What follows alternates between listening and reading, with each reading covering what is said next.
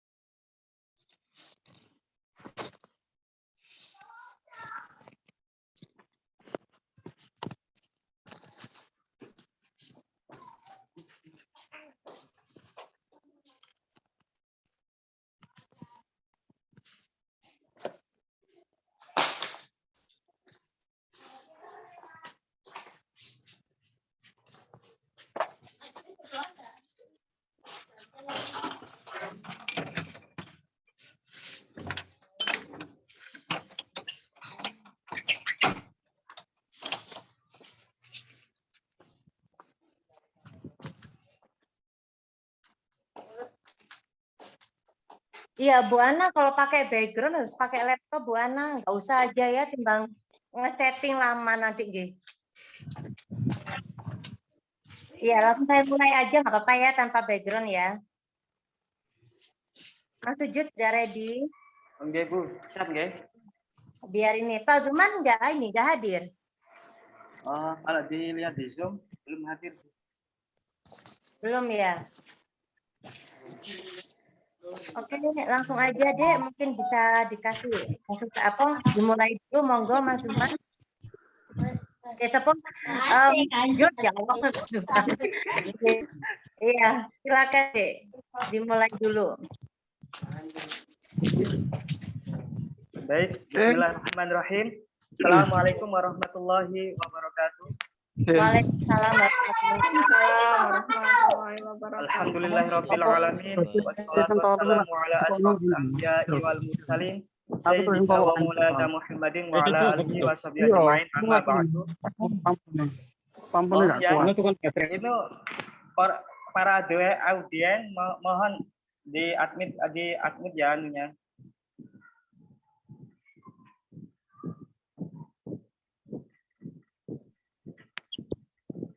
Baik,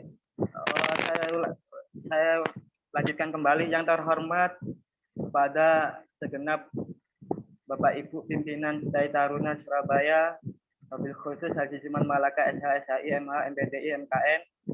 Yang terhormat kepada Bapak Ibu dosen yang ikut turut andil berpartisipasi hadir dalam acara webinar pada sore hari ini dengan keadaan sehat walafiat, dan tak terlupa kepada teman-teman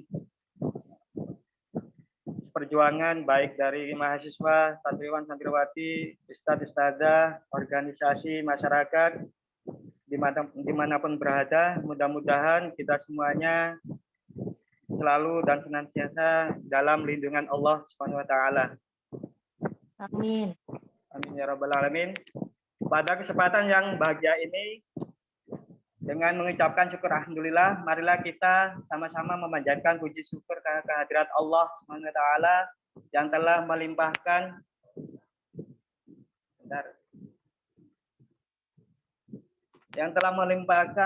kepada kita seluruhnya nikmat dan karunia-Nya sehingga detik ini kita masih diberi rahmat dengan penuh kebahagiaan, sehingga bisa berkumpul bersama-sama dalam keadaan sehat walafiat dan dapat menghadiri acara webinar pada sore hari ini insya Allah dengan penuh berkah. Amin ya rabbal alamin. Kedua kalinya salawat serta salam tetap tercurahkan ke baginda besar Nabi Muhammad SAW, karena beliau ya suri tauladan kita dalam berakhlakul karimah, dan beliau lah Khatimul Anbiya, penyempurna ajaran Islam sebagai rahmat alamin. Semoga kita semuanya selalu mendapatkan syafaat Nabi Muhammad SAW di akhirat kelak. Amin ya rabbal alamin. Sebagai pemandu acara, tidak lain saya akan membacakan susunan acara webinar pada sore hari ini yang berjudul Soft Skill Entrepreneurship and E-commerce bagi generasi milenial.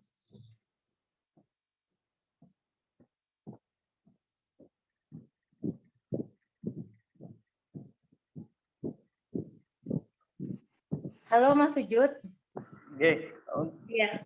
Mari acara pertama sebagai pemandu acara saya mohon izin untuk menyampaikan susunan acara. Yang acara pertama pembukaan, yang kedua pemaparan materi yang akan disampaikan oleh narasumber kita. Nanti ada sesi tanya jawab juga, dan acara yang ketiga terakhir penutup.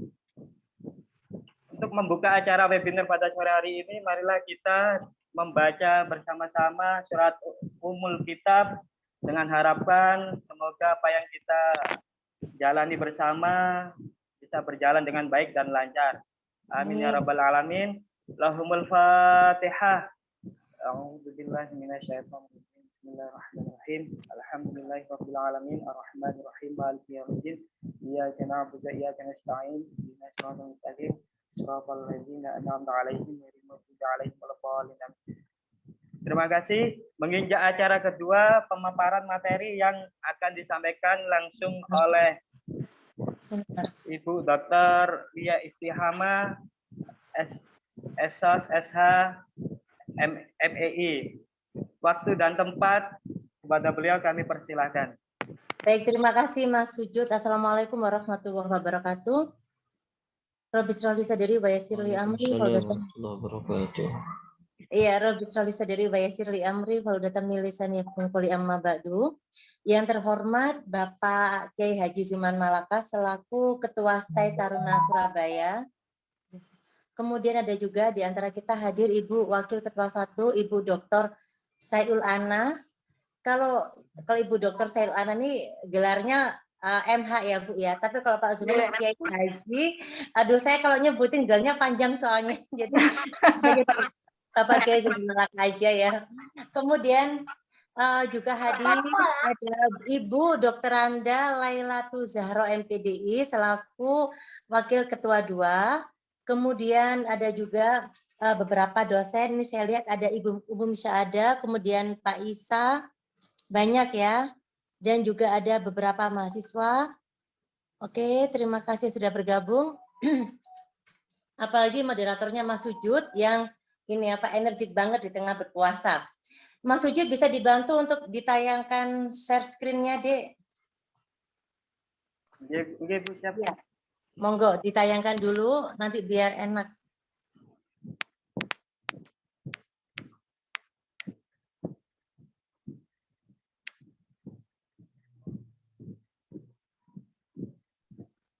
Ya.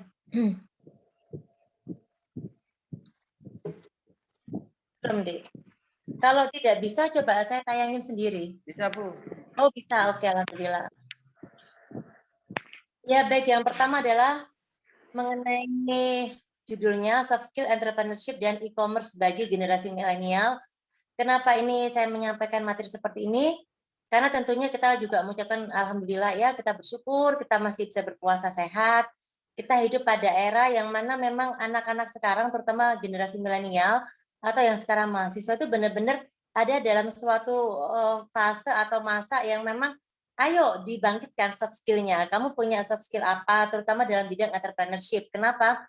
Karena apalagi kalau sudah sekarang bulan suci Ramadan, kita mau jelang puasa, maka semuanya ini deh, suka berjualan, suka berdagang. Nah, namun di sini saya menekankan, jangan sampai hanya berdagang ya untuk semuanya adik-adik yang hadir pada kesempatan kali ini, tapi benar-benar bangun strateginya. How to-nya. Jadi bagaimana kalian bisa memiliki usaha itu yang memang bisa menguntungkan dan berkah. Oke, terutama ini dikaitkan dengan e-commerce. Kenapa? Karena memang kita di era digitalisasi. Oke, terima kasih Pak Isa atas doanya.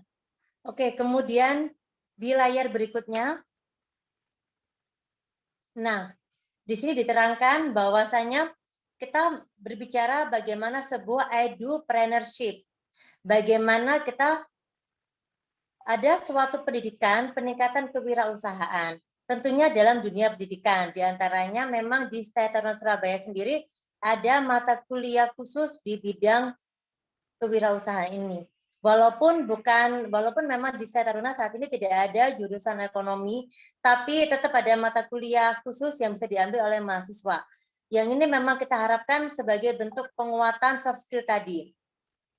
Kemudian ketika kita berbicara edupreneurship, bagaimana kita pun ada dalam suatu bidang usaha yang memang mengedepankan aspek kreatif. Kalau saya singkat biasanya adalah istilahnya cantik. Cantik adalah cerdas, inovatif, kreatif.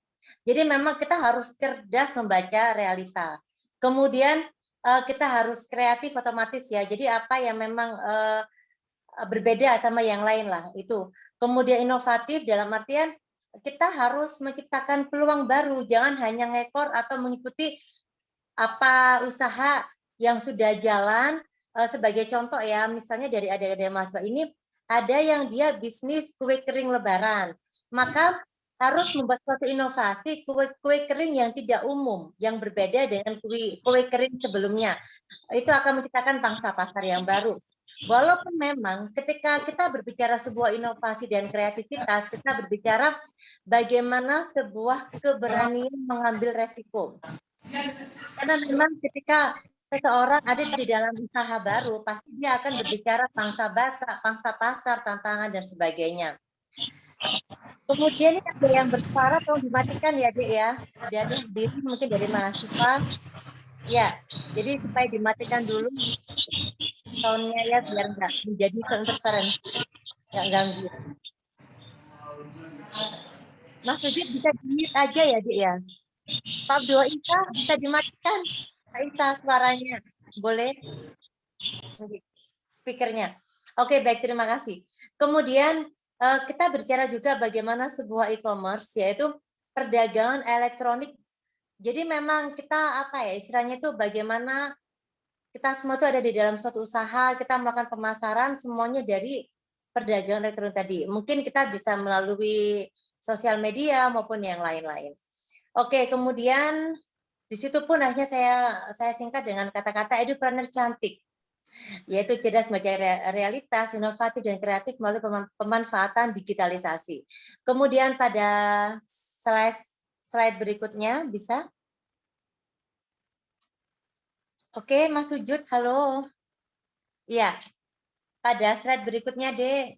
Oke, Bu. Ya. Oke. Sangat penting sekali ketika kita berbicara, harus kita kuatkan diri kita di bidang ekonomi. Kenapa? Karena ini merupakan bagian kita sedang melawan sebuah kemiskinan kultural. Kita berbicara aspek yang general ya, aspek yang lebih besar, yaitu ada suatu problem kemiskinan kultural yang memang dihadapi oleh negara-negara berkembang, terutama Indonesia. Seperti apa kemiskinan kultural itu? Adalah sebuah karakter yang mana orang-orang hanya lebih suka tangan di bawah, seperti itu, daripada tangan di atas. Kemudian orang-orang yang selalu merasa malas, dalam artian, aduh malas harus berbuat apa ya, harus berjualan apa ya, sepertinya kok sepi-sepi aja, ini apa, ekonomi sulit dan sebagainya. Jadi dia sudah berpikir yang apatis gitu, alias pesimis tadi ya. Jadi nggak ada sebuah optimis atau perasaan harus semangat dan memiliki sebuah etos kerja tinggi. Itulah saya kira sangat penting sekali ketika kita bicara sebuah edupreneurship atau kemampuan berusaha, itu sebagai sebuah strategi kita sedang melawan kemiskinan kultural terutama dari negara kita sendiri. Kemudian dalam slide berikutnya. Ya, oke. Akhirnya pun saya berbicara sebuah konsep dalam kewirausahaan atau dalam edupreneur kali ini, yaitu dalam misalnya budget. Yang pertama adalah business plan, jadi harus memiliki perencanaan bisnis, unit in financial, kemudian demand, goals, evaluation, and treatment. Dalam slide berikutnya kita akan berbicara secara detail mengenai bisnis plan. Oke, silakan Mas Sujud. Oke, bisnis plan adalah kita sedang membangun sebuah strategi yang di sini saya kutip salah seorang dia seorang teoritis dari negeri Paman Sam, yaitu Harry Aryarger. Dia menyampaikan bahwasannya all strategy is about the future. Jadi bagaimana kita itu memikirkan strategi untuk masa depan kita, bukan hanya untuk hari ini, tapi untuk besok, lusa, dan seterusnya. Itu sangat penting sekali. Dengan begitu ketika kita berpikir bagaimana kita memiliki usaha, kita berpikir bagaimana usaha ini masih bertahan bukan hanya untuk kita, tapi juga untuk anak cucu kita. Itu yang kita pikirkan.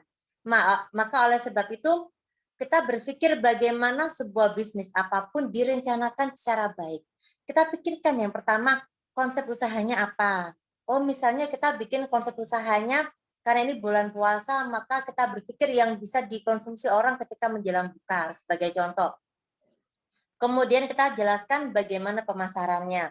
Apakah kita cuma jual di depan rumah, ataukah kita dengan e-commerce, sebagai contoh kita menggunakan berbagai macam platform sosial media, sebagai contoh. Nah, ketika kita menggunakan platform sosial media, maka alangkah baiknya kita promokan pada jam yang tepat. Semisal kita jual makanan untuk orang berbuka, maka kita promokan di siang hari ketika orang lagi panas-panasnya, lagi lapar-laparnya, begitu misalnya. Kemudian di sini juga kita atur keuangan kita. Kita memiliki uang berapa, itu bisa untuk apa. Itu kita benar-benar mengatur. Dan ini harus ada sebuah kos-kos yang dalam artian jangan sampai kita memiliki perencanaan bisnis, kita ingin bisnis yang sangat luar biasa, besar, tapi kita lupakan aspek untuk pribadi kita, keluarga kita itu juga nggak boleh. Kemudian yang berikutnya, kita perlu mengetahui bagaimana sebuah penetrasi pasar, yaitu kita membuat strategi, kita harus tahu apa sih pasar, pangsa pasarnya seperti apa, pangsa pasar yang sudah ada ini apa. Oh, sebagai contoh kita mau jual makanan untuk orang-orang berbuka, maka otomatis existing marketnya adalah orang-orang muslim. Nah, kemudian existing produk adalah seperti apa maksudnya? Kita harus tahu bagaimana istilahnya itu makanan yang sudah biasa dijual di jelang buka ini apa aja. Itu kita harus tahu sistem produknya. Kemudian kita jadi tahu, oh ketika orang-orang banyak yang berjualan nasi, maka supaya laris kita jual apa? Oh mungkin kita bisa jual salad buah, itu sebagai contoh. Jadi kita mengetahui sistem produknya. Kemudian kita mengetahui, kita memikirkan sebuah strategi bagaimana kita meningkatkan bottom line. Apa itu bottom line? Laba bersihnya. Jadi jangan hanya berbicara sebuah omset, bagaimana usaha kita tuh dibeli orang banyak, tapi ujung-ujungnya ternyata labanya sangat sedikit karena terlalu minim antara cost production-nya dengan laba bersihnya. Kemudian milikilah sebuah strategi out of the box, yaitu harus tampil beda daripada yang lain. Misalnya kita mau jual nasi, nasinya pun harus beda dengan yang lain, harus ada keunggulannya. Oke, kemudian pada next slide bisa Mas Sujud. Unity in Financial adalah bagaimana kita melakukan setting financial goals. Jadi kita harus tahu bagaimana sumber-sumber ekonomi kita. Kita mengatur mana yang itu memang anggaran kita rutin, yang memang kita punya anak misalnya harus ada semuanya. Jadi jangan sampai itu terganggu hanya karena kita punya usaha. Kemudian kita harus juga bisa membuat sebuah klasifikasi. Walaupun kita seorang entrepreneur, kita seorang pengusaha, kita pun harus tahu mana memang kebutuhan daruriyah dalam artian itu sudah tanggungan utang kita, utang bayar cicilan rumah. Kemudian sekunder, misalnya kita mau membeli sesuatu perlengkapan terkait usaha kita, mungkin kita beli rak-rak baru atau bagaimana, dan mana ya tahsiniyah itu mungkin tersier dalam artian ya namanya orang ya, walaupun kita usaha misalnya usaha makanan untuk buka puasa, tapi mungkin pengen tetap beli makan di restoran, nah itu kan termasuk kebutuhan tahsiniyah. Itu semuanya kita atur gitu, karena memang manusia itu kan memiliki kebutuhan secara manusiawi. Yang terpenting adalah bagaimana kita jangan sampai melakukan israf, yaitu kita berkelebihan memenuhi kebutuhan tersier atau kemewahan, atau mungkin kebutuhan hajiah sekunder, tapi ternyata kebutuhan daruriyah atau primer ini tidak terpenuhi. Itu jangan sampai. Nah, oleh sebab itu penting sekali diatur sumber daya yang diperlukan. Jadi memang kita harus mengatur apa saja sih sumber ekonomi kita. Apakah hanya dari kita jualan nasi kah? Ataukah ternyata kita juga mempunyai pekerjaan lain, sebagai contoh seorang karyawati atau yang lain-lain, itu harus kita hitung semuanya. Sehingga kita akan ketemu berapa uang yang kita punya dalam 1 hari, dalam 1 tahun, 1 bulan. Kemudian kita juga harus memiliki sebuah estimasi kapan bisnis ini akan profit. Sebagai contoh, ketika kita jual makanan kue kering misalnya ya, kue kering untuk lebaran, maka seharusnya akan profit untuk sebelum hari H sudah profit. Karena kalau sudah 1 minggu sebelum lebaran kita kan nggak bisa mengirimkan paket kue kering, sudah tutup semua misalnya, segala macam pengiriman. Maka sudah harus ketemu profitnya sebelum lebaran ini, agar kalau sudah lebaran kita bisa berlebaran dengan tenang, nggak perlu memikirkan uang kita yang sedikit misalnya. Itu kita atur semuanya. Dengan begitu kita akan memiliki sebuah estimasi. Sebagai contoh, for example ya, ini sudah lebaran, sudah kurang 1 minggu nih, tapi kok banyak tanggungan ya, dalam artian orang-orang sudah beli kue kok belum bayar semua. Nah, itu kita harus nge-push mereka. Jadi dia harus ngatur bener lah kapan bisnis ini akan profit. Seandainya sampai setelah seminggu kurang dari lebaran, ternyata orang-orang masih hutang saja belum bayar, berarti kita perlu berpikir, waduh ini apakah kita perlu ya meneruskan bisnis ini di tahun depan atau bagaimana? Karena terbukti pada bisnis yang sedang kita coba kali ini, kita tidak bisa benar memprediksi estimasi kapan bisnis akan profit. Itu akan menjadi sebuah evaluasi. Nah, kemudian ketika kita berbicara unity in financial juga, misalnya dari para hadirin ini ingin memiliki sebuah usaha yang lebih gede, bukan hanya sebatas kue kering yang dikirimkannya via Gojek atau Grab misalnya, tapi usaha yang lebih besar. Maka kita memikirkan apa aja sih sistem perbankan yang bisa kita pakai. Sebagai contoh, ada nggak sebuah skema-skema permodalan yang itu menguntungkan buat kita dengan bunga ringan atau apa, itu kita pikirkan semuanya. Oke. Kemudian kita juga rutin membuat laporan keuangan. Mas Sujud, ini suaranya yang lain bisa dibantu ya. Pak Isa, suaranya Pak Isa. Ya. Oke, silakan lagi Mas Sujud di slide berikutnya. Oke, demand. Ketika kita berbicara demand, kita berbicara sebuah permintaan atau pangsa pasar. Nah, kita harus tahu target konsumen kita, harga kita ini sesuai enggak dengan mereka. Semisal kita ada di perumahan elit, kita jual makanan kue kering, maka kita sesuaikan dengan mereka itu ya, strata sosial kelas atas ya misalnya. Maka kita jualnya pun dengan harga yang tinggi, tapi kualitasnya pun harus sesuai dengan harga tersebut. Kemudian kita harus tahu bagaimana peningkatan promosi yang sesuai dengan permintaan pasar tadi. Jadi sebagai contoh, ketika kita misalnya dari hadirin ini ada yang ingin berjualan baju lebaran, gamis misalnya, maka harus diketahui harus memiliki apa ya, selain itu promosinya ke siapa. Berarti promosinya kepada grup WhatsApp ibu-ibu misalnya, kemudian mungkin promosinya dengan Facebook tapi lewat Facebook dari grup Facebook yang isinya adalah ibu-ibu muda, sebagai contoh seperti itu. Kemudian kita harus tahu bagaimana sebuah konsistensi dari sebuah kualitas produk. Syukur-syukur ada sebuah perbaikan terus. Jadi kita harus mengevaluasi ketika produk ini sudah mulai menurun pangsa pasarnya, berarti apakah kualitasnya kita kurang bagus atau bagaimana kita naikkan lagi. Atau semisal kalau sudah ini kualitas produknya nih bagus nih, banyak orang yang suka, maka kita pertahankan, jangan sampai menurun. Nah, kemudian ketika kita berbicara sebuah demand, kita berbicara permintaan atau pangsa pasar, kita pun berbicara sebuah diversifikasi atau alternatif produk. Sebagai contoh, ketika sekarang kita jualan nasi nih, nasi untuk buka puasa, ternyata enggak laku nasi ini. Berarti bisa nggak ya kita buat sebuah diversifikasi produk, yaitu habis taraweh, nasi yang tidak laku ini kita goreng jadi nasi goreng. Itu sebagai contoh. Kemudian kita memahami preferensi konsumen. Apa itu? Konsumen sukanya apa? Terutama sekarang di zaman era digital ini, konsumen apa yang dibutuhkan di zaman sekarang? oh ternyata sekarang konsumen terutama anak-anak itu larinya main game online terus. Jadi mereka apa ya istilahnya beli GoPay dan segala macam lah. Berarti kita bisa nggak ya jualan di bidang itu. Nah, seperti itu kita harus tahu preferensi konsumen. Kemudian yang berikutnya lagi adalah kita memahami kanal distribusi. Kanal distribusi itu maksudnya apa sih?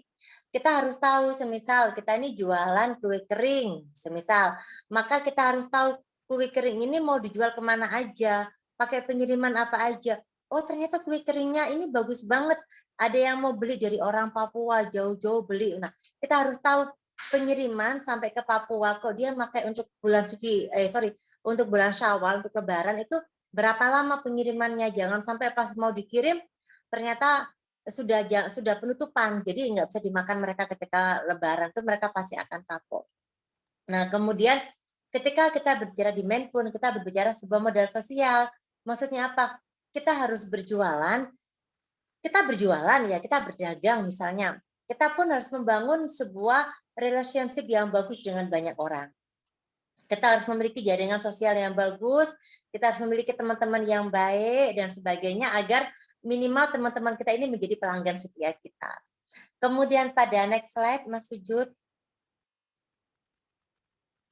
Ya, oke, goals of product, yaitu bagaimana produk ini memiliki manfaat. Ini sangat penting sekali. Mengapa? Karena kita kan orang Muslim ya kan, kita orang Islam. Apalagi mungkin dari hadirin ini adalah mahasiswa dari Sekolah Surabaya. Maka harus dipikirkan bagaimana menjualkan sesuatu itu yang memang bermanfaat untuk pangsa pasar, untuk pembelinya memang memiliki manfaat. Jangan cuma kita jual barang, misal nih kita jual baju ya, kita jual baju ternyata baju itu memang bagus banget, tapi begitu baju itu sama customer kita dicuci, itu langsung luntur semua kainnya, warnanya luntur dan sebagainya, berarti kan dia kualitasnya jelek sehingga dia pun tidak jadi memiliki manfaat, alias hanya bisa digunakan satu kali pakai. Itu jangan sampai. Kemudian memastikan bisnis berjalan sesuai visi misi kita. Kita harus punya deskripsi produk kita, profil kita. Semisal kita mau jualan baju gamis, maka kita harus istilahnya itu punyalah bahan profil gamis seperti apa. Oh, gamisnya untuk anak-anak kuliah, berarti kita harus tahu warnanya. Ini harus istilahnya itu kita harus konsisten menjaga warna yang memang itu warna yang akan disukai sama anak-anak muda, modelnya disukai sama anak-anak kuliahan. Itu kita harus memastikan tuh akan konsisten. Kemudian meningkatkan brand atau merek dengan melakukan product positioning. Maksudnya apa? Kita pun harus bisa melakukan sebuah posisi produk kita di mana. Sebagai contoh, kita yang tadi saya contohkan, kita jualan gamis misalnya. Kita promosinya lewat ini ya, Instagram ya, maka kita harus tahu produk positioning kita di mana agar gamis kita nggak kalah dengan dengan gamis yang dijual sama selebgram yang lain misalnya. Jadi kita harus tahu kapan kita promonya, untuk siapa, itu namanya product positioning. Kemudian, nah ini sebagai contoh nih yang sedang viral kapan hari Crazy Rich itu kan. Kenapa dia bisa berhasil? Karena dia melakukan sebuah product positioning yang benar, yaitu dia memainkan berita-berita yang viral dan sebagainya. Dia memainkannya lewat berita online dan lewat media online. Padahal buat para hadirin ya, yang mungkin sudah bisa menebak-nebak brand-brandnya brand kosmetiknya ini, kalau kita lihat dia mungkin tidak banyak di mall. Di mall tuh malah mungkin saya sendiri kalau jalan-jalan di pusat perbelanjaan nggak bisa menemukan brandnya dia. Tapi kok bisa dia laris? Nah, karena dia memainkannya di dalam sosial media, bukan di pusat perbelanjaan. Itu bisa kita ambil. Jadi mana kita mau mengambil pada posisinya di mana? Apakah kita mainnya di digital ataukah mainnya di pasar atau di mall atau yang lain misalnya. Kemudian next slide boleh Mas Sujud. Oke, evaluation adalah sebuah evaluasi. Bagaimana kita istilahnya ketika kita berusaha seperti itu, kita sudah melakukan semuanya ya kan, kita sudah membuat sebuah perencanaan, kita sudah mengatur skema-skema keuangan, kita sudah melakukan marketing, pemasaran dan sebagainya, maka kita pun perlu melakukan sebuah evaluasi. Yang pertama adalah kanal atau saluran distribusi kita. Misalnya kita bisa mengevaluasi ya, apakah kemarin pengiriman kue kering kita semuanya lancar pengirimannya, ataukah ada yang semestinya one day, same day ya, same day. Jadi 1 hari sampai ternyata menjadi someday, beberapa hari baru sampai. Itu kita harus tahu, oh berarti ada masalah nih dengan pengiriman yang ini, berarti jangan pakai lagi misalnya. Kemudian analisa SWOT, berarti kita harus tahu sebuah strengthness, kekuatan produk kita itu apa, keunggulan kita itu apa, itu menjadi bahan kita untuk promosi. Apa yang menjadi weakness, kelemahan kita tidak usah disampaikan. Tapi itu akan menjadi kita evaluasi supaya tidak menjadi kelemahan, maka kita perbaiki. Kemudian opportunity, bagaimana kita bisa mengambil peluang pasar, dan kemudian ancaman itu apa? Dalam artian apa ya, istilahnya kalau kita berjualan misalnya tadi gamis, maka kita harus tahu pesaing kita siapa aja. Misal kita mau jual brand kosmetik, kita harus tahu pesaing kita apa aja, seperti itu. Kemudian desain pengembangan. Dalam sebuah evaluasi juga, kita melakukan sebuah desain pengembangan. Oke, usaha saya sudah berhasil nih, alhamdulillah ya Allah, gitu. Misalnya kita kue kering kita lancar, kita punya brand kosmetik juga laris manis. Nah, tinggal kita kembangkan. Bisa nggak dari sebuah yang kita jualan bedak saja, misalnya kemudian bertambah menjadi hand body lotion, atau mungkin sabun, atau yang lain. Atau sebagai contoh, kita yang awalnya hanya berjualan kue kering aja, bisa nggak kue kering ini dikonsumsi bukan hanya ketika Lebaran. Oke, jadi itu kita pikirkan desain pengembangannya. Kemudian kita mengukur efektivitas kolaborasi digitalisasi, yaitu kita harus bisa menganalisa sejauh ini platform sosial media yang kita gunakan untuk bahan promosi itu benar-benar ngaruh nggak ya, gitu loh. Benar-benar efektif nggak? Kalau memang tidak efektif, berarti kita harus lewat jalur apa ini untuk promosinya, seperti itu. Sebagai contoh nih ya, kita jualan nasi untuk jelang buka puasa. Laris terus tiap hari laris gitu ya. Tapi ternyata pelanggan yang beli ini bukan pelanggan yang memesan kue kita lewat WA, bukan pelanggan atau pembeli yang membeli makanan kita lewat DM Instagram atau mungkin lewat Messenger Facebook, tidak. Tapi benar-benar dia membeli itu tetangga sekitar datang ke rumah. Nah, dengan begitu maka kita bisa mengukur, oh ternyata e-commerce kita, perdagangan via online kita kurang jalan untuk jualan nasi seperti ini, karena kebanyakan tetangga-tetangga aja. Nah, itu kita bikin sebuah evaluasi.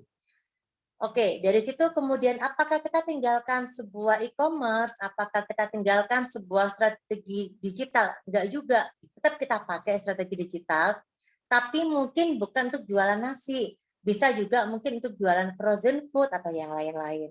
Itu namanya istilahnya kita mengukur efektivitas kolaborasi tadi sekaligus kita desain pengembangan. Kemudian kita melihat potensi pasar. Dalam artian bisa nggak ya kita membuat potensi pasar bersama. Pasar bersama itu sebagai contoh, saya jualan nasi untuk buka puasa. Mas Sujud ini dia pinter banget bikin es gitu ya, bikin minuman-minuman seger. Nah, maka bisa nggak ya saya kolaborasi dengan Sujud, kita bikin pasar bersama, saya jualan makanannya, Mas Sujudnya jualan minumannya. Itu namanya pasar bersama. Nah, di sini sangat penting sekali, terutama ketika kita bicaranya itu bisnis yang skupnya gede ya, bukan hanya skupnya jualan nasi. Tapi memang kita untuk pangsa pasar lebih besar, misalnya kita jualan semisal produk digital, gadget, atau mungkin produk-produk yang lain, mungkin untuk perempuan tuh mungkin tas-tas dan sebagainya yang benar-benar dimainkannya secara e-commerce berjualannya. Maka di sini kita perlu menggait beberapa teman-teman yang lain untuk sama-sama berdagang. Itulah strategi yang saya kira dijalankan sama Crazy Rich gitu lah. yang viral, yang selalu viral beberapa waktu ini. Jadi mereka tuh mungkin yang satu ya, kalau saya lihat yang satu ini dia berjualan kosmetik, nanti dia akan menggandeng dia teman-teman artis atau siapalah selebgram atau yang lain influencer ya dalam hal ini, yang memang mereka berjualan tas, mereka saling mempromosikan satu sama lain, begitu. Itu namanya pasar bersama. Kemudian manajemen resiko kita evaluasi juga. Oh ternyata banyak yang beli tapi nggak mau bayar. Nah kita bikin manajemen resiko. Kemudian evaluasi teamwork. Kita harus mengevaluasi semisal nih kita ini berjualannya brandnya kosmetik. Kok habis laris, kok sekarang sepi ya? Maka kita evaluasi teamwork kita. Berarti teamwork kita itu tidak melakukan survei. Karena segala macam usaha, apalagi itu usaha yang memang apa ya istilahnya tuh dia melibatkan sebuah sumber apa ya source yang tinggi alias sumber daya finansial yang mahal, membutuhkan modal yang tinggi itu harus perlu dilakukan survei. Survei pasar harus perlu secara rutin. Jadi supaya bisa diukur apakah produk ini masih laris, masih dibutuhkan pasar atau bagaimana. Mas Rasim, Ya. status Ini ada yang Abah Mujahidin, suaranya bisa di ini ya oke, udah di mute ya, sorry. Terima kasih. Itu Abah Mujahidin salah satu mahasiswa yang selalu rajin. Oke. Dalam slide berikutnya bisa Mas Sujud. Oke, treatness.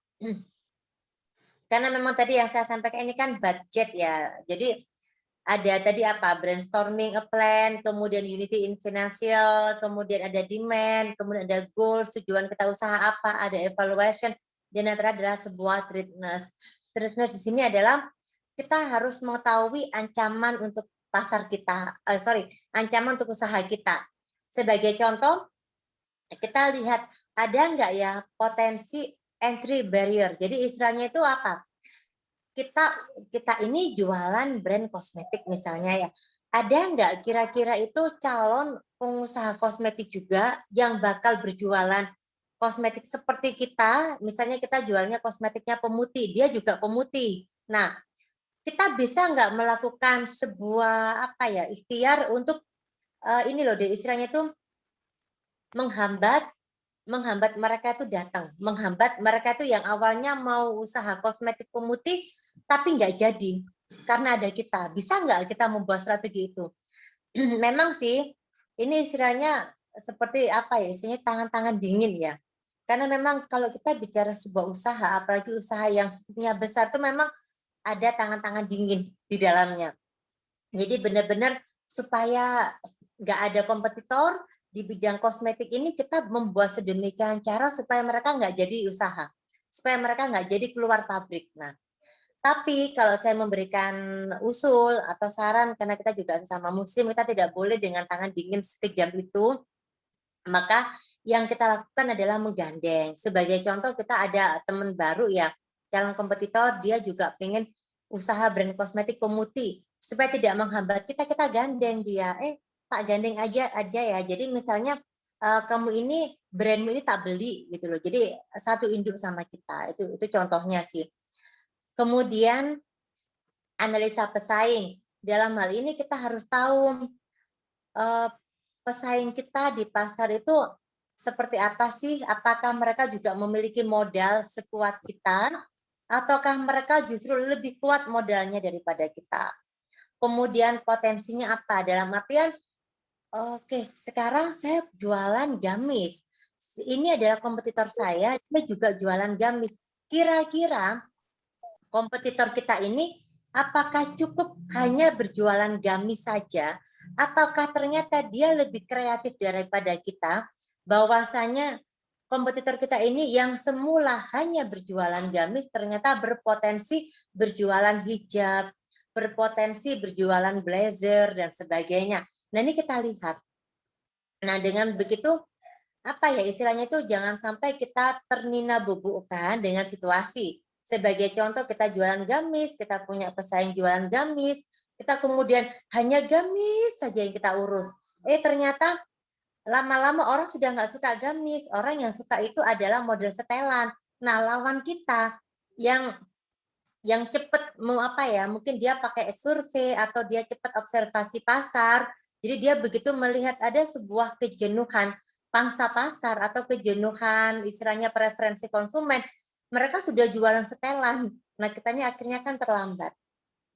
Kemudian kita pun harus bisa menganalisa masalah atau kendala sesuai dengan kondisi yang dihadapi. Sebagai contoh, oke, sekarang mungkin minyak mahal. Ya bukan mungkin ya, memang minyak mahal. Kemudian apa bensin juga dan sebagainya. Ada beberapa harga-harga yang sedang naik ini. Kita harus tahu dengan adanya harga-harga yang sedang naik ini berarti bagaimana kita menyikapi.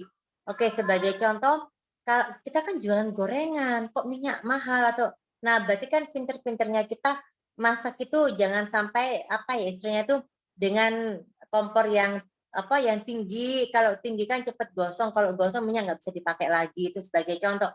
Jadi istilahnya itu hal sekecil apapun kita pikirkan untuk menganalisa permasalahan yang kita hadapi. Oke, Mas Sujud bisa di slide lagi yang berikutnya. Iya, Kak, iwak cair Kak kena digoreng, dipanggang, Bu Oh, Ketua. iya begitu ya, Yai. Jadi Bakar. diperengkes. Iya, boleh. Mas Sujud boleh di slide berikutnya. Nanti kita setelah ini bisa diskusi bareng karena mumpung ada para kiai, ada Pak Ali Mas'ad dan sebagainya. Mas Sujud, mana slide berikutnya, Dek? Apa ini sudah yang terakhir? Halo, Mas Sujud. Oh, sudah terakhir. Oke, sorry. Ya, baik. Jadi, itu saja sih mungkin dari saya yang jelas. Saya coba review lagi. Bahwasannya dalam usaha, kita perlu memiliki istilahnya strategi yang kemudian saya singkat menjadi budget, yaitu business plan, unity in financial. Kita tahu bagaimana keuangan kita tahu demand, permintaan atau pangsa pasar, kita tahu goals, tujuan kita usaha itu apa, yaitu untuk ibadah salah satunya. Kita melakukan sebuah evaluasi produk, dan yang terakhir tadi yang barusan saya sampaikan mengenai ancaman atau threatness. Dan yang terpenting, bagaimana kita menjadi bagian dari generasi bangsa ini untuk melawan kemiskinan kultural, kita sama-sama membentuk bangsa Indonesia yang sejahtera, terutama dari sektor usaha dan e-commerce. Itu aja mungkin dari saya, semoga bermanfaat, kita bisa lanjut di sesi diskusi. Wassalamualaikum warahmatullahi wabarakatuh. Waalaikumsalam warahmatullahi wabarakatuh. Pada sore hari ini SH. Monggo. Ada Bapak Kiai Ali Mas'ad, mungkin juga bisa mengisi forum untuk diskusi kita, silakan. Dan kemudian, oh ini ada hadir juga nih dosen dari Pak Amin ya. Pak Amin lama tidak ketemu Pak Amin. Ya dinyalakan aja suara nggak apa-apa. Abang Mujahidin, Mas yang selalu aktif, monggo jika ingin bertanya. Zuher, siapa aja nih Mbak? Mungkin barangkali ada yang ditanyakan. Monggo. Iya. Oke. Ada juga ini teman saya dari Pasuruan, Mbak Fernanda, terima kasih ya. Kemudian atau mungkin dari Bapak Ketua Saya Taruna nih, Bapak Kiai Haji Zuman Malaka, SH, MHUM, MKN, MPDI. Begitu ya Pak Zuman? Iya, boleh nambahi Bu Ketua. Kenapa? Boleh nambahi tentang itu tadi whitening. Oh, boleh silakan, monggo. Masalah produk whitening itu ya semacam kita itu kalau kita berhadapan dengan yang mulia Pak Darmaji ada yang namanya obat-obatan, placenta cell dan lain sebagainya. Yang sekarang ini alhamdulillah saya Ramadan ini saya tekuni di Telocor yaitu tentang fermentasi mengkudu dengan ini tadi sudah saya apa istilahnya itu pengeringan biji mengkudu. Akan tetapi ada kaitannya dengan whitening, apa istilah pemutih orang-orang yang cantik kayak Bu Ketua ini Pak Yuman, ya yang paling cantik ini Bu Ketua. Jadi ternyata yang namanya daging mengkudu atau buah mengkudu itu kan ada bagian-bagian. Ada yang namanya biji. Biji ini untuk saraf yang ada di kepala.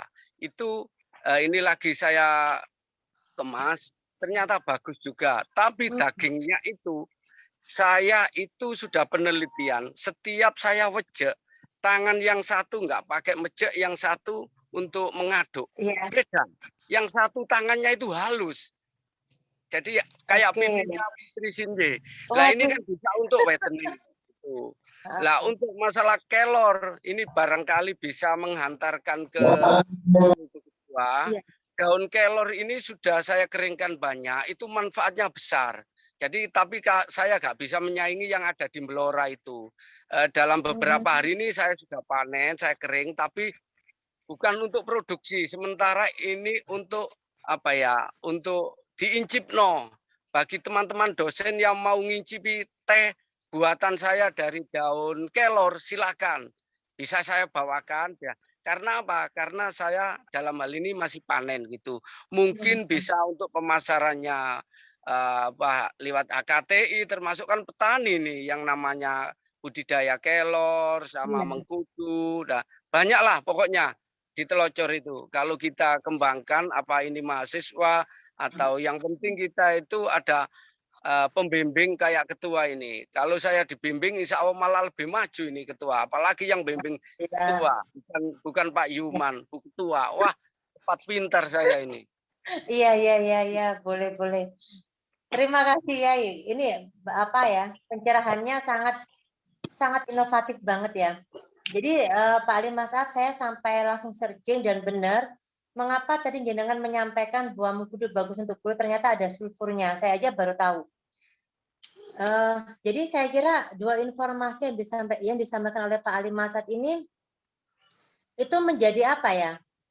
Sebuah reminder untuk kita bahwasanya seharusnya kita ini bisa menguatkan potensi agro.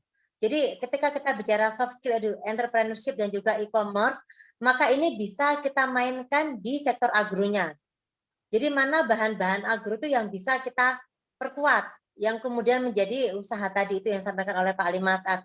Ini otomatis ada beberapa benefit. Yang pertama bukan hanya kita memiliki sebuah usaha atau benefit keuntungan secara materi, tapi kita juga bisa jadi kita menjadi seorang tutor atau menjadi seorang speaker untuk menyampaikan pengolahan gagasan dari agro ini. Nah, ini yang menarik sekali, mumpung saya ingat kapan hari saya ketemu dengan seorang teman, dia menyampaikan sebetulnya kita bisa masuk di dalam pameran-pameran luar negeri. Jadi seperti Pak Ali Masad ini tadi misalnya ya, beliau memiliki dia sudah jalan ya, sudah bikin riset sendiri bagaimana buah mengkudu, daging mengkudu maupun daun kelor itu memang bagus untuk kulit misalnya. Ini bisa kita pamerkan di luar negeri itu bisa Pak. Jadi kerjasama ini sebagai contoh ya, di Thailand itu setiap bulan Desember ada istilahnya halal food, pameran halal food. Nah, di situ kita bisa masuk di situ, kita buka stand. Standnya gratis kebanyakan. Di konjen yang lain juga bisa. Kebetulan teman saya kemarin tuh beliau bilang kalau memang ada yang siap ayo, tapi memang itu tadi kembali kepada kemampuan untuk berjualannya ya, Pak ya. Kemudian kalau di Jawa Timur sendiri saya sedikit promosi ya. Karena memang Ibu Gubernur ini kan luar biasa. Beliau bukan hanya alumni ya, hanya salah satu alumnus alumnus angkatan pertama di STI Taruna, di STID Taruna waktu itu namanya. Tapi memang beliau ini juga banyak gagasan yang luar biasa, terutama beliau memiliki sebuah keinginan bagaimana kita itu sama-sama bisa mengangkat produk lokal di dalam misi dagang yang rutin diselenggarakan oleh Pemprov Jatim di berbagai macam provinsi. Itu bagus. Jadi misalnya kalau ada yang bisa bergabung, ayo coba kita gabung gitu. Apalagi kayak Pak Ali Masad ini jarang loh bikin sebuah produk dari buah mengkudu. Kalau daun kelor emang banyak. Jadi gini, tadi Bu Ketua bilang Bu Gubernur itu luar biasa. Bagi saya itu masih ada yang lebih luar biasa, yaitu keponakannya. Wah, luar biasa ini. Ya. Juga ada ini, yang sekarang ini kebetulan di sini. Ini mungkin beberapa pintal atau ton di wilayah tambak ini. Ini kebetulan mohon maaf kalau di ruangan saya nggak bisa menangkap sinyal kayak gini, maka saya harus keluar. Jadi maka saya ada di pinggir tambak ini. Jadi saya akan berupaya untuk yang namanya ikan jair baby, katakan jair kecil lah. Itu bisa kalau saya asin itu dibumboni, malah kemarin itu sudah saya kirim ke Jakarta. Ya mohon maaf Bu Lia, ya, saya punya teman Jakarta yaitu Bu Mimin. Nah itu katanya Pak ini bisa dipasarkan. Oh, Cair garing, oh, cair mungkin kering. ya. Oke, Jadi oke. intinya banyak. Makanya saya itu mau ngomong gimana mahasiswa Taruna itu kalau KKN diajari kayak gini. Kebetulan di Telocor ini juga kan ya sering dibuat untuk KKN dari Unusida. Jadi bisa nanti kita ke sini atau pembelajaran yang lain. Apalagi sekarang ini ada keponakannya Bu Khofifa kan terobosannya yang luar biasa. Bisa kita untuk mengemas. Jadi waktunya sudah katanya tadi Nina bubuk. Taruna nggak boleh bubuk. Sekarang sudah waktunya stay Taruna ini bangun semangat. Ya, Siap betul, saya. betul. Oke. Iya, jadi pada prinsipnya itu tadi ya. Mengambil peluang, jadi jadi monggo dari sini juga ada reform ini berarti nanti untuk para mahasiswa yang hadir, ayo deh sama-sama bisa langsung turun ke lapangan langsung, bisa di tempatnya Pak Ali, jadi benar-benar mengetahui prosesnya. Jadi langsung di apa ya istilahnya itu ilmu terapan ya, langsung di prakteknya. Oke, mungkin ini Pak, saya juga ini Pak Ali mau menyapa, ada juga ini hadir dari Lumajang, Ibu Ratna Dewi, ini ketua dari Perempuan Tani Lumajang. Ada produk mikro anak-anak SMA dan PKLK maupun SLB. Berarti, ya betul, ini SLB kan sekolah luar biasa ya. Memang kalau kita lihat, sekarang ini banyak sekali soft skill entrepreneurship itu justru difokuskan untuk anak-anak disabel, anak difabel. Dan mereka tuh, anak difabel tuh memang kan mungkin karena mereka ini ya benar-benar anak-anak yang luar biasa istimewa sehingga mereka tuh kalau dilatih soft skill itu benar-benar yang serius konsisten gitu. Begitu sih kalau saya lihat. Monggo nggak apa-apa sambil kita di dalam forum mungkin ada juga yang ingin menyampaikan. Pak Zuman mana suaranya Pak Ketua? Iya ini. Ketuanya. Pak Ketua diwakili Pak Ali Mas'ad katanya.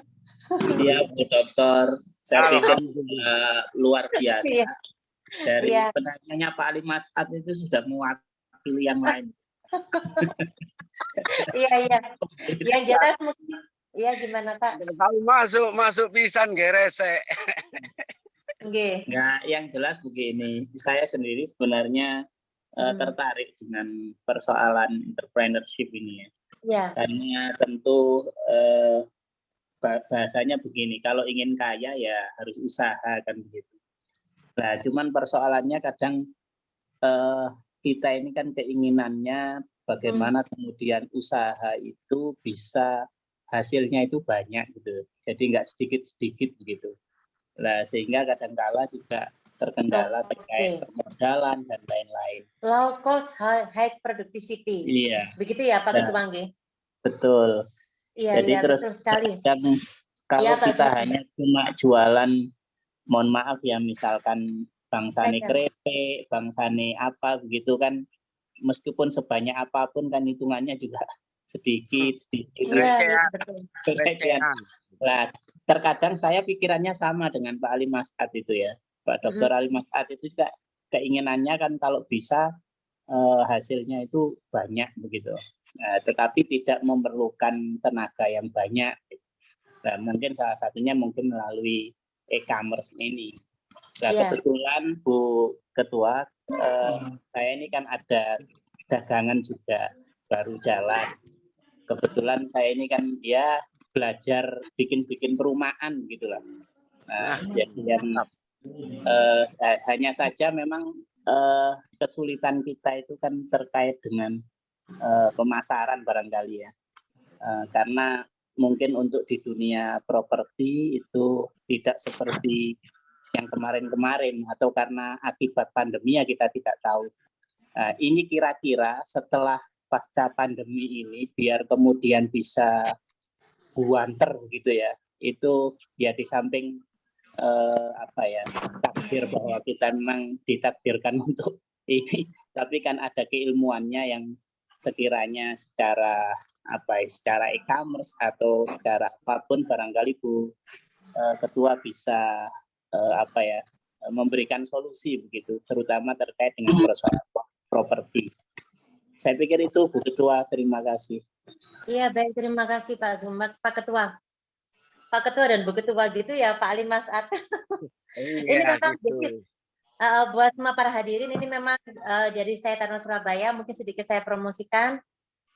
Kita itu memang salah satu kampus yang memang sangat identik dengan sebuah togetherness, jadi kebersamaannya sangat kuat, dan juga mohon doa restu karena kami proses untuk pembangunan dari Taruna Surabaya untuk kampus 2 di Surabaya. Surabaya tapi Sidoarjo ya Pak ya, dia ke perbatasan Surabaya Sidoarjo. Bagus banget untuk pengembangan kampus ke depan. Oke. Sangat menarik sekali yang disampaikan oleh Pak Ketua tadi. Memang kalau kita bicara sebuah usaha yang besar permodalannya, berarti ayo sama-sama dipelajari yuk apa itu reconditioning, kemudian rescheduling. Jadi skema perbankan tuh harus diketahui, kemudian strukturing dan sebagainya. Karena diakui atau tidak, para pelaku usaha yang memang usaha properti apalagi itu sangat di sana bermainnya. Benar-benar bagaimana dia itu bisa mendapatkan permodalan tanpa harus membayar cicilan, tapi yang dibayar hanya bunga setiap bulan. Itu yang memang saya lihat skema itu selama ini dimainkan. Kalau nggak seperti itu, betul kata Pak Zuman tadi, kalau kita bisnis properti, kita tidak mendapatkan peluang istilahnya itu pinjaman 10 miliar, kemudian 1 bulannya kita membayar 100 juta, atau itu pasti akan kerasa berat. Nggak mungkin, sedangkan properti itu kan dia baru bisa mendapatkan keuntungan setelah 2 tahun. Setelah 20 tahun atau 30 tahun. Paling cepat properti yang dibangun rumah loh ya, itu paling cepat 5 tahunan. Kalau properti tanah emang cepat laku. Tapi kalau properti rumah itu kan lakunya istilahnya itu bisa kembali modal itu kan bisa banyak tahun gitu, bisa sampai lebih dari 1 dekade. Kenapa? Karena kan kita langsung belinya tanah sudah berapa, kemudian kita bangunkan jadi. Sedangkan customer mereka membeli ke kita kan bayarnya hutang kan seperti itu. Nah itu berarti kan dibutuhkan sebuah ilmu negotiable, sebuah ilmu negosiasi yang sangat kuat agar pihak perbankan tuh mau meminjami, tapi kita hanya membayarkannya bunga saja. Jadi saya pinjam dong misalnya 10 miliar selama 10 tahun, nanti saya bayarnya setiap bulan. Itu saya kira Pak Zuman lebih paham sebetulnya kalau masalah hukum di bidang itu, karena memang itu nanti larinya memang kalau kita bicara permodalan seperti itu kita tetap harus tahu hukumnya. Jangan sampai kita pinjam modal hanya karena kita merasa ringan di kita, tapi kita mengabaikan aspek hukum. Maka dari itu kalau saya coba analisa, banyak yang kemudian bikin properti apartemen, kemudian mangkrak dan sebagainya, itu berarti mereka hanya memikirkan ringannya saja. Jadi benar-benar bisa dapat permodalan, nggak perlu memikirkan cicilan yang mahal, hanya membayarkan bunga dan sebagainya, tapi aspek hukumnya nggak mereka pikirkan sehingga menjadi sengketa. Oke, kemudian yang kedua adalah peluang kebijakan dari pemerintah, terutama pemerintah daerah. Ini memang sangat menarik yang disampaikan Pak Zuman, karena sebetulnya dari pemerintah daerah itu ada kerjasama dengan perbankan-perbankan. Jadi kita tidak bermainnya itu membayar bunga, tapi tetap kita setiap bulan tetap bayar cicilan, tapi bunganya minim. Jadi ada 2 skema ya. Yang pertama itu kita bisa mengambil peluang hanya membayar bunganya saja, bunganya tinggi tapi nggak usah bayar cicilan. Cicilannya nanti kalau sudah 10 tahun langsung dibayar, dikembalikan uangnya istilahnya. Kemudian yang kedua mungkin kayak pegadaian ya, seperti itu skemanya. Kalau yang kedua benar-benar kita bayar cicilan setiap bulan tapi sangat ringan, bunganya pun sangat ringan, itu bisa kita ambil. Tapi kita pun harus tahu, kita pun harus punya apa ya, istilahnya itu hubungan yang baik dengan pihak perbankan maupun pemerintah. Karena untuk yang seperti itu biasanya mitra, sifatnya mitra pemerintah atau mitra perbankan. Nah, otomatis kita berbicara bagaimana cara mendapatkannya. Kalau yang poin kedua ini, maka kita berbicara sebuah strategi. Berarti kalau kita bicara properti seperti itu, kita harus menggandeng stakeholders, ya, atau kita menggandeng mitra-mitra lain yang itu bisa menjadi pintu kita untuk masuk kepada kebijakan tadi. Ya, pada prinsipnya apa yang saya sampaikan ini, bahwasannya ketika kita bicara sebuah usaha, kita bicara ada begitu banyak kebijakan yang mana seharusnya kita bisa mengambil peluang-peluang dalam kebijakan-kebijakan itu jikalau kita memiliki sebuah jaringan sosial yang kuat. Itu tadi yang saya sampaikan dalam materi saya, pentingnya sebuah modal sosial. Jadi kita harus kuat modal sosialnya. Jadi kita cepat dapat peluang-peluang seperti itu. Ya, mungkin begitu ya Pak Zuman ya. Pak Zuman, Pak Ketua nanti kalau katanya Pak Ketua mungkin ini kalau nggak diselesaikan bisa sampai subuh ini. Terima kasih luar biasa Bu Ketua. Iya, terima kasih Pak Zuman. Oke, saya kira sudah cukup ya juga. Dari para hadirin, saya kira juga belum ada yang masih di kolom chat lagi. Mungkin Mas Sujud, kalau dari saya sampun Dek, kita sudah menjelang buka puasa, 1 jam tidak sampai. Ya, itu untuk Pak Yuman, ada tambahan sedikit Pak Yuman. Katanya tadi itu pemasaran. Jadi kalau ingin lakunya kayak kacang goreng, itu biasa tetap kita pakai suwuk itu Pak Yuman. Ya, Yuman kan lebih tahu. Jadi perumahan banyak yang medak, banyak gak laku. Itu biasanya kurang suwuk Pak Yuman. Itu kalau sudah suwuknya mandi, insya Allah kayak kacang goreng. Bahkan pemesanan banyak, tapi kuota nggak ada. Biasanya kayak gitu. Jadi doa sama suwuk itu nomor 1 juga Pak Yuman. Oke Pak Yuman itu. Oke, iya betul. Terima kasih. Mas Zuman, saya juga minta maaf tadi saya kok larinya ke ini ya, jawaban saya terkait permodalan. Padahal betul sih tadi yang sampaikan Pak Isa juga kita berbicara pemasaran ya, lebih ke pemasaran sebetulnya jawabannya. Jadi oke lah, tapi sudah terjawab oleh Pak Ali Mas'ad bahwasanya selain e-commerce, bagaimana kita memanfaatkan perdagangan lewat semua platform sosial media, tentunya juga kita harus tahu ada ilmu-ilmu subuh gitu. Ya. Ilmu sobo itu mungkin ini ya, banyak berpikir ya, banyak kita berdoa seperti yang disampaikan oleh Pak Isa ini, banyak doa dan usaha, insya Allah sukses luar biasa Ustadz kita ini. Iya, ya. Jadi untuk taruna itu juga harus perlu disuwuk lagi itu Pak Ketua sama Bu Yayasan biar ya, bangunannya cepat. Amin, kalau disuwuknya kayak Aladin, pasti bangunannya bin salah bin langsung mungkin 1 tahun sudah gedungnya mewah. Amin. Amin, amin. Oke. Ya, baik. Terima kasih Pak Ali Mas'ad. Pak Isa mau masuk atau sudah? Sampun, nggih. Nggih, monggo Mas Sujud. Maaf Bunda. Oh, di sini ya. Maaf. Sudah diwakili Pak Ali. Dino yang nyoba. Pak Isa ingat nggak sampean kejegur ono kene njolo ambek sapa iko? Eling nggak njolo? Ambek almarhum Pak Bandi. Oh iya, sama Pak Bandi almarhum. Iya. Di sini ramai sekali ada ngaji di masjid soalnya. Alhamdulillah, nggih, matur nuwun Pak Ustaz. Nggih, terima kasih. Monggo Mas Sujud langsung ditulis boleh, Dek. Baik, mungkin sebelum ditutup mungkin ada closing dari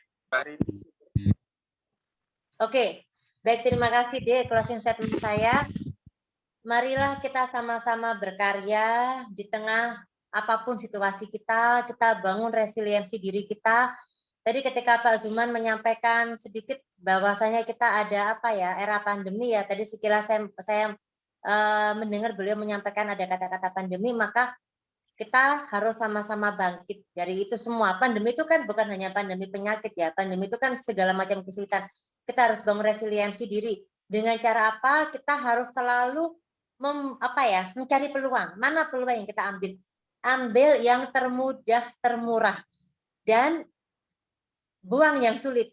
Itu aja. Jadi ambil yang mudah dulu, yang sulit nanti aja. Dalam hal apapun, termasuk dalam bidang usaha, kita ayo bikin usaha, cepat-cepat kita ambil mana yang paling gampang. Yang sulit nanti dulu. Itu aja sih. Kalau enggak, kenapa? Karena kita itu dalam hidup harus happy. Kalau kitanya enggak happy, kita mengambil yang penuh resiko, maka yang ada malah kita belum berhasil. Yang ada malah kita tidak susah untuk berhasil. Karena kita terbebani dengan target tadi. Itu mungkin terakhir dari saya. Terima kasih. Oke, terima kasih banyak atas pemaparan pemateri pada sore hari ini. Kepada beliau saya ucapkan banyak terima kasih. Beliau dan sangat luar biasa. Ibu Dr. Kuliah Istimhamna, MBE. Mungkin sudah cukup. Barangkali ini soalnya masih waktu 5 menit. Kita isi dengan foto bersama aja, Dek. Boleh? Ya, foto bersama. Ya. Ayo. Jadi, ya suruh keluar semuanya itu, yang sengit-sengitan itu di balik nama itu. Ya. Share screen-nya dimatiin ya. Siapa mau sujud ya? Share screen. Ya. Share screen-nya biar bisa foto bersama ya. Oke. Sampai apa saya mau sujud yang bagian foto? Jangan Bu, mungkin barangkali saya. Oke, bismillahirrahmanirrahim. Oke, baik, saya hitung kita pasang dulu. Senyumnya manis banget ini. Saya sebut semua dulu ya. Ada Pak Abdurrahman, ada Mbak Fernanda, ada Mujahidin, Ibu Dengarong, Mbak Siti Surustria, Pak Isa, banyak sekali ya. Manis semua. Ibu Umi kenapa nggak nyala kameranya, Bu Umi? Ya. Berasa, Bu. Lari ya. Baik, saya hitung ya. 1, 2. Oke. Kemudian pada slide berikutnya, sekarang saya 2. 1, 2. Oke, sudah. Semoga masuk ini hasilnya. Tak coba.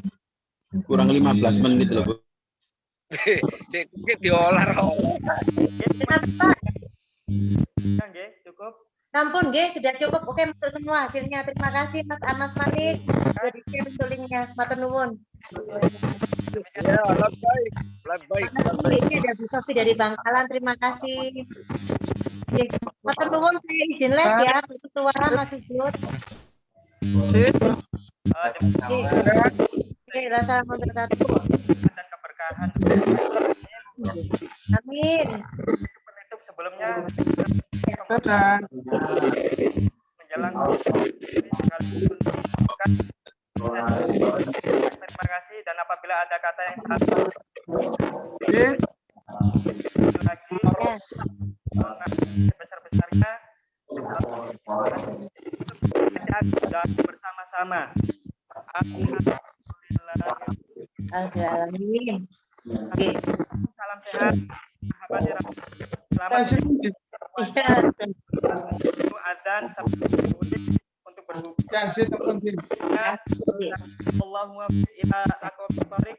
Assalamualaikum warahmatullahi wabarakatuh. Waalaikumsalam warahmatullahi wabarakatuh. Terima kasih, Bu ya. Terima kasih.